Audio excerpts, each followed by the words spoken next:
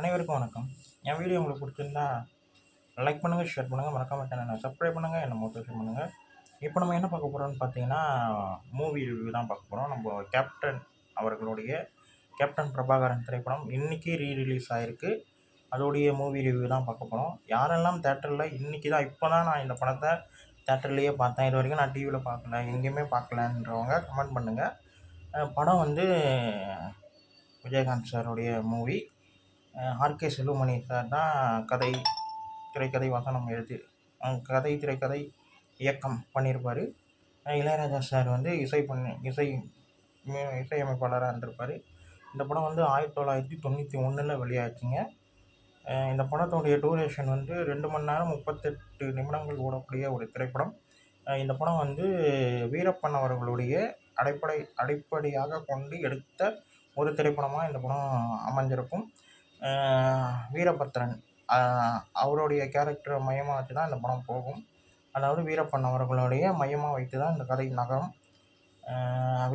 வீரபத்ரனாக நம்ம மன்சூர் அலிகார் அவர்கள் நடிச்சிருப்பாங்க. அவருடைய முதல் திரைப்படம்ன்ற மாதிரி கேள்விப்பட்டேன். ஆனால் படத்தில் பார்க்கும்போது அது அப்படி எனக்கு தோணலை. அப்புறம் வந்து நம்ம சரத்குமார் சாரும் தான் கதையில் முதல்ல வருவார். அதுவும் கேப்டன் அவர்களுடைய 100வது திரைப்படம் இந்த திரைப்படம். சரத்குமார் சார் தான் ஃபர்ஸ்ட் ஷாட்டில் வருவார். படம் வந்து ஒரு 20 நிமிஷம் சரத்குமார் சாரை மையமாக வைத்து தான் கதை நகரும். அங்கேருந்து தான் கதை வந்து கதை வந்து அங்கேருந்து தான் உருவாகுமே, அங்கேருந்து தான் கதை வந்து ஆரம்பிக்குமே. சரத்குமார் சார், ரம்யா கிருஷ்ணன் மேம் இவங்க மூலயமா தான் கதையே உருவாகும்.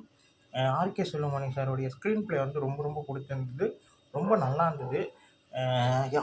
ஒவ்வொரு சீனுமே அவ்வளோ அழகாக நம்ம விஜயகாந்த் சாரை காட்டியிருப்பார். அங்கேருந்து கதை ஸ்டார்ட் ஆகி அதுக்கப்புறம் தான் டைட்டில் கார்டே வரும். கேப்டன் பிரபாகரன் புரட்சி கலைஞரின் 100வது திரைப்படம்னு சொல்லிட்டு பார்க்கும்போதே ரொம்ப நல்லா இருந்தது. அவருடைய 100வது திரைப்படம். அப்போது வந்து இந்த படம் பார்க்கும்போது எந்த அளவுக்கு ஒரு எதிர்பார்ப்பு இருந்ததோ அதே எதிர்பார்ப்பு இப்போவும் இந்த படம் பார்க்குறவங்களுக்கு இருந்திருக்கும். இளையராஜா சார் பின்னணி இசை வந்து ரொம்ப நல்லாயிருக்கும். பிஜிஎம் வந்து ரொம்ப ரொம்ப நல்லாயிருக்கும். 2 பாடல்கள் படத்தில் இருக்கும். பாசமுள்ள பாண்டியரும் ஆட்டமா தேரோட்டமான்ற பாடலும் இருந்திருக்கும். கதை என்னன்னு பார்த்தீங்கன்னா, அதான் முதல்ல சொன்ன மாதிரி காட்டுக்குள்ளே நடக்கிற ஒரு கதை. அங்கே நடக்கும் கொலை, அப்புறம் வந்து சந்தன மரம் கடத்துகிற விஷயங்கள், இதை மையமாக கொண்டு தான் கதை வந்து நகரும். இல்லை யாரெல்லாம் கதையை வந்து நான் மிக சுருக்கமாக சொல்லிடுறேன். அதாவது வீரபத்ரன் என்பவர் வந்து காட்டுக்குள்ளே வந்து சந்தன மரம் கடத்துறது, அப்புறம் வந்து அங்கே இருக்கிற ஊர் மக்களை வந்து கொடுமை பண்ணுறதால் இந்த மாதிரி விஷயங்கள் பண்ணக்கூடிய ஒரு நபராக நம்ம மன்சூர் அலிகான் சார் இருப்பார். அதை விசாரிக்கிற ஆஃபீஸராக நம்ம சரத்குமார் சார் முதல்ல வருவார். வரும்போது அவரையும் வந்து கொன்றுவாங்க. அதுக்கப்புறம் வந்து விஜயகாந்த் சார் வந்து சரத்குமார் சாரோட வந்து ஃப்ரெண்டாக இருப்பார். அப்படி வரும்போது அவர் விசாரணை நடத்தி கொண்டு போகும்போது அப்படியே போய்கிட்டே இருக்கும் விசாரணை. அதுக்கப்புறம் வந்து லாஸ்ட்டாக விஜயகாந்த் சார் வந்து வீரபத்ரன், அதாவது மன்சூர் அலிகான் சாரை கைது பண்ணாரா இல்லையான்றது தான் கதையோடைய சுருக்கம். அது எந்த அளவுக்கு ரொம்ப அழகாகவும் ஸ்க்ரீன் பிளேயில் நம்ம ஆர்கே செல்வமணி சார் வந்து ரொம்ப அழகாக சொல்லியிருப்பார். எனக்கு ரொம்ப பிடிச்சிருந்தது. அவருடைய ஸ்க்ரீன் பிளே எனக்கு ரொம்பவே பிடிக்கும். இதுக்கு முன்னாடி அவருடைய படங்கள் வந்து பார்த்தவங்களுக்கு தெரியும் அவங்களுடைய மூவி எப்படி இருக்கும்னு சொல்லிட்டு. புலன் விசாரணையாக இருக்கட்டும், அப்புறம் வந்து மக்களாட்சி, அரசியல், இந்த மாதிரி படங்களை நம்ம ஆர்கே செல்வமணி சார் வந்து அவ்வளோ அழகாக போலீஸ் ஸ்டோரியாகவும் பொலிட்டிக்கல் ஸ்டோரியாகவும் தான் அவர் பண்ணுவார். அதே போல் தான் இந்த திரைப்படமும் ஒரு போலீஸ் ஸ்டோரியாகவும் அது விசாரிக்கிற விதமாகவும் ரொம்ப அழகாகவும் காட்டியிருப்பார். எனக்கு பார்க்கும்போது அதில் விஜயகாந்த் சார் வந்து எல்லா ஷாட்லையுமே எப்படி இருக்கார் தெரியுமா? அப்படி இருந்தாருங்க விஜயகாந்த் சார் ஒவ்வொரு ஷாட்லையுமே. அதுவும் ஆக்ஷன் சீக்வன்ஸு, அவருடைய அந்த பஞ்சி டைலாக்லாம் இன்னமும் கேட்கும்போது பவராக இருக்குங்க. இன்னமும் அவருடைய அந்த கிளைமாக்ஸில் கோர்ட் சீனில் வர டைலாக்காக இருக்கட்டும், அதுக்கு முன்னாடி ஒரு கோர்ட் சீன் வர டைலாக்காக இருக்கட்டும், அவர் நார்மலாக பேசுகிற டைலாக்காக இருக்கட்டும், எல்லாத்துலேயுமே நமக்கே ஒரு கோவம் ஒன்று வருங்க. இந்த படம் பார்த்தவங்களுக்கு அவருடைய டைலாக்கை கேட்டு கோவம் வந்தது எப்படின்னு சொல்லுங்கள். ஏன்னா அவர் பேசின எல்லாமே லாஜிக்காகவும் ரொம்ப நியாயமாகவும் இருக்கும். வசன ரீதியாக, டைலாக் ரீதியாக அது எனக்கு ரொம்ப பிடிச்சிருந்தது. ஸ்க்ரீன் பிளே எனக்கு ரொம்ப பிடிச்சிருந்தது. அதுவும் இளையராஜா சாருடைய அந்த பேக்ரவுண்ட் ஸ்கோர் வந்து பின்னணி இசை வந்து செம்மையாக இருந்தது, ரொம்ப நல்லா இருந்தது. இப்போது விஜயகாந்த் சார் வந்து அந்த ஸ்க்ரீனில் கிளைமாக்ஸில் நடந்த வர விஷயத்தில் வர பிஜிஎம் எல்லாமே ரொம்ப நல்லாயிருக்கும். அதாவது வீரபத்திரனை கைது செஞ்சு வர இது எல்லாமே பிஜிஎம் ரொம்ப நல்லா இருந்தது. அதில் விஜயகாந்த் சார் வந்து ரொம்ப கோவமாக இருப்பார். அந்த ஷாட்லாம் யாருக்கு ரொம்ப பிடிச்சதுன்னு சொல்லுங்கள். எனக்கு ரொம்ப பிடிச்சது பர்சனலாக. 3 ஆஃபீஸரை கொலை பண்ணுற மாதிரியான ஒரு ஷாட் ஒன்று வரும். ஒவ்வொருத்தனையும் அடுத்த டைமில் டப்பு டப்புன்னு ஷூட் பண்ணுற மாதிரி வரும். அதாவது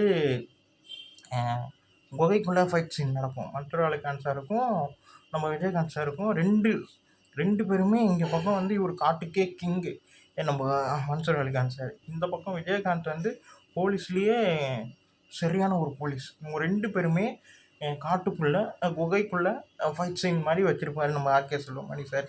அந்த ஷாட்லாம் பார்க்கும்போது விஜயகாந்த் சார் மன்சூர் அலிகான் சாரும் அந்த சீன் எல்லாமே தரமான சீனு. அண்ணன் பறக்கிற சீனாக எனக்கு படம் பார்க்கும்போது ஃபீல் ஆச்சு. அதுக்கப்புறம் வந்து ஒரு கைது பண்ணி ரோட்டில் கொண்டு வந்துன்னு இருப்பாங்க. அப்போ தான் பிஜிஎம்லாம் இளையராஜா சார் கிளாசிக்கான பிஜிஎம்ங்க. இளையராஜா சார் செம்ம கிளாசிக்கான பிஜிஎம். பாடல்கள் எல்லாமே எனக்கு ரொம்ப பிடிச்சிருந்தது. 3 ஆஃபீஸரையும் டப்பு டப்புன்னு அந்த டைமில் அவருடைய கோபத்தை டப்பு டப்புன்னு காட்டுற மாதிரி இருக்கும். அப்படி காட்டும் போது அங்கே விஜயகாந்த் சார் வந்து எனக்கு வேறு மாதிரி தெரிஞ்சார். வேறு ஒரு பரிமாணத்தில் தெரிஞ்சார். அட் டைமில் நான் இவ்வளோ கஷ்டப்பட்டு இவரை கைது பண்ணி கொண்டு வந்தேன். எனக்கு ஃபீல் ஆனது தான் சொல்கிறேன்.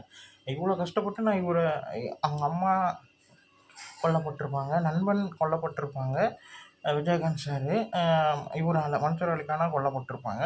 இவ்வளோ கஷ்டப்பட்டு நான் கொண்டு வரும்போது டப்புன்னு மன்சூர் அலிகான் சாரை கொல்ற மாதிரி இருக்கும். அது அப்போ நடந்த பாலிட்டிக்ஸ் மாதிரி காட்டியிருப்பாங்க. அப்போ அவருடைய ஆக்டிங் வந்து அந்த இடத்துல அப்படி அண்ணல் பறக்க இருந்ததுங்க. அப்படி இருந்தது. ரொம்ப ரொம்ப நல்லா இருந்தது. படம் எனக்கு ரொம்ப பிடிச்சிருந்தது. யாருக்கெல்லாம் இந்த படம் ரொம்ப பிடிச்சதுன்றத சொல்லுங்கள். எனக்கு வந்து நிறைய ஷாட்ஸ் ரொம்ப ரொம்ப பிடிச்சிருந்ததுங்க. அதாவது வந்து விஜயகாந்த் சாரோடைய என்ட்ரி எனக்கு ரொம்ப பிடிச்சிருந்தது. அதுக்கப்புறம் வந்து ட்ரெயினில் ஒரு ஆக்ஷன் பிளாக் ஒன்று நடந்திருக்கும். ஆக்ஷன் சீக்வென்ஸ் ஒன்று நடந்திருக்கும். அவர் வந்து அந்த ஃபாரஸ்ட்டுக்குள்ளே அவர் வந்து போலீஸாக உள்ளே வருவார். அவங்க வந்து ட்ரெயினில் வர மாதிரி ஃபேமிலியோடு ட்ரெயினில் வர மாதிரி காட்டுவாங்க. அப்படி காட்டும் போது அவங்க குதிரையோட வீரபத்திரன் ஆட்கள் வந்து வர மாதிரியான ஒரு ஷாட் ஒன்று வச்சுருப்பாங்க. அது வந்து அந்த டைமில் பார்க்கும்போது எப்படி இருந்திருக்குன்றதை நான் யோசித்து பார்த்தேன். செம்மையாக வந்துருக்குங்கள. இது இப்போல்லாம் நம்ம எவ்வளோ படங்களை பார்த்துருப்போம். எப்படி இருக்குது அப்படி இருக்குன்னு. ஆனால் அப்போது அந்த டைமில் அந்த விஷுவலைசேஷனாக காட்டுற விதம் வந்து ரொம்ப அழகாக கட்டியிருப்பாங்க. அந்த ட்ரெயின் சீக்வென்ஸில் ஆக்ஷன் சீக்வென்ஸ் ரொம்ப ரொம்ப நல்லா இருந்தது. அதுக்கப்புறம் வந்து கிளைமாக்ஸ் போர்ஷனில் வந்து அவர் அந்த காட்டுக்குள்ளே வருவார். அப்போ தான் அவர் கேப்டன்றது இந்த படம் மூலயமா தான் அவருக்கு புனைப்பெயராகவும் இப்போ வரைக்கும் இந்த நொடி வரைக்கும் நம்ம வந்து அவரை கேப்டன்ற அழைக்கிறோம். இந்த திரைப்படத்தின் மூலயமா தான். அது மட்டும் இல்லாமல் அவர் வந்து நான் கேள்விப்பட்ட வரைக்கும் எந்த ஒரு நடிகருக்குமே அவர் தனது 100வது திரைப்படம் வந்து பெரிய வெற்றி அடையாத ஒரு படம் காலமாக இருக்கும் 100வது படமாக அமையும் போது விஜயகாந்த் சாருக்கு மட்டும் இந்த படம் வந்து பெரிய பிளாக் பஸ்டராகவும் நல்ல ஒரு படமாகவும் பிளாக் பஸ்டர் படமாகவும் அமைஞ்சிருக்கு. அமைஞ்சுதான். அதுக்கப்புறம் வந்து இந்த கேப்டன்ற பேர் இந்த திரைப்படத்திலிருந்து தான் அவருக்கு புனைப்பெயராகவும் இப்போ வரைக்கும் நம்ம கூப்பிடுறோம் கேப்டன்ற மாதிரி படித்தேன். அது உங்ககிட்ட சொல்லணும்னு நினச்சேன், சொன்னேன். நிறைய பேருக்கு தெரிஞ்சிருக்கலாம், தெரியாதவங்களுக்கு இந்த இன்ஃபர்மேஷன்.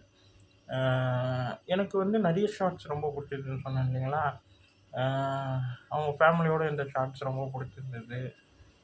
பாடல்கள் ஆட்டமா தேரோட்டம்னா இப்போ வரைக்கும் ஒரு ட்ரெண்டிங்கான ஒரு பாடல். பாசமுள்ள பாண்டியரை கேட்கறதுக்கு அவ்வளோ அழகாக, ரொம்ப பார்க்கறதுக்கும் ரொம்ப அழகாக, ரொம்ப நல்லா இருந்தது. டோட்டலாக படம் வந்து எனக்கு ரொம்ப ரொம்ப பிடிச்சிருந்தது. ஆக்ஷனாக இருக்கட்டும், டைலாக்காக இருக்கட்டும், எல்லாமே அப்போது அந்த காலகட்டத்தில் என்னென்ன விஷயங்கள் எப்படி நியூஸாக இருந்ததோ அது எல்லாமே படம் மூலியமாகவும் வசனம் மூலியமாகவும் தெளிவுபடுத்தியிருப்பாங்க நம்ம ஆர்கே செல்வமணி சார். படம் வந்து உண்மையிலே படம் வந்து அல்டிமேட் மூவிங்க. சரியான ஒரு அல்டிமேட் மூவி. அப்போது அந்த டைமில் இந்த படம் பார்த்துருந்தா எப்படி இருந்திருக்கும்? யாராச்சும் அந்த டைமில் இந்த ஃபஸ்ட் டே இந்த படம் பார்த்தீங்கன்னா கமெண்ட் பண்ணுங்கள். எனக்கு ரொம்ப பிடிச்சிருந்தது இந்த திரைப்படம் பார்க்கும்போது.